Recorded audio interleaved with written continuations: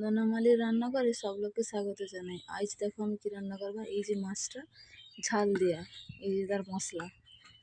এই মাছটার নাম কি বাঁশপত্রা কয় ঠিক আমি জানি। তো এই মাছটার ঝাল দেওয়া রান্না করবো। এই যে মাছটা দেখো, এই যে নুন হলুদ দেওয়া আছে, এবার নুন হলুদটা ভালো কি মাখাই, তারপর ভাজি, তারপর রেসিপি। কড়া দেখো গরম হয়েছে, এবার কড়ায় আমি তেল দিই।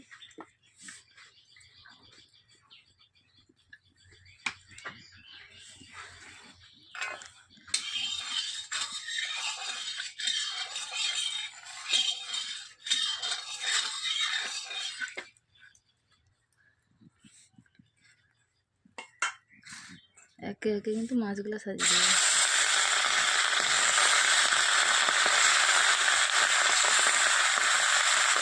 আমার এধারে মাছটার নাম কয় কি বাঁশপত্রা, কিন্তু আমি অ্যাকচুয়ালি মাছটার নাম আমি জানি।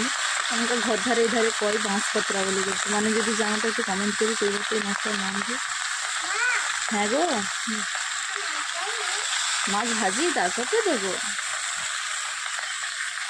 এবার মাছগুলোকে একটু লৌটাই দেখি।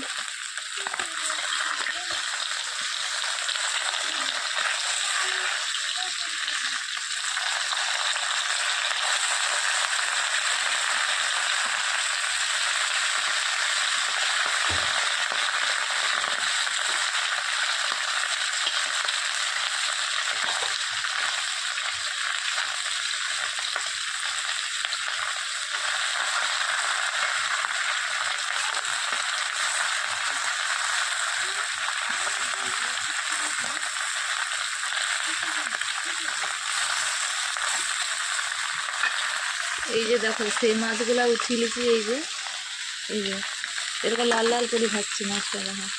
এই যে আর তারপরে আবার একটা মাছ সাজিয়েছি, আর 3টা মাছ আছে দিবা, কিন্তু এই মাছগুলো একটু বড়ো আছে। আমার দু বেটার আবদার যে মা এই বড়ো মাছগুলো কাটবো নি, আমানে খাবার, সেই জন্য এই জন্য তানকার আবদারে বড়ো মাছগুলো কাটিনি। আর সবগুলা গোটা, এই সবগুলাই গোটা রাখা আছে। আর মাছগুলো সত্যি কিন্তু বাঁশপত্রার মতোই পাতলা মাছগুলো দেখো, গাঢ় মাংস নাই মাছগুলো। এক এক করে কি সব মাছ কিন্তু ভাজা আমার কমপ্লিট হয়েছে। এই যে সব মাছ কিন্তু ভাজা কমপ্লিট। এগুলো সব থেকে বড়, এই জন্য সবাই লাস্টে।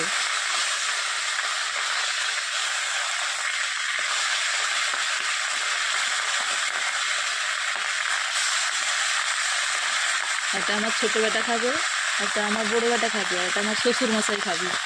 এই জন্য তার 3জনের বড়োটা আছে, কাটতে দেয় না। এই জন্য মাছের ঝাল করি দেখো। আর বেশি কিন্তু ভাজা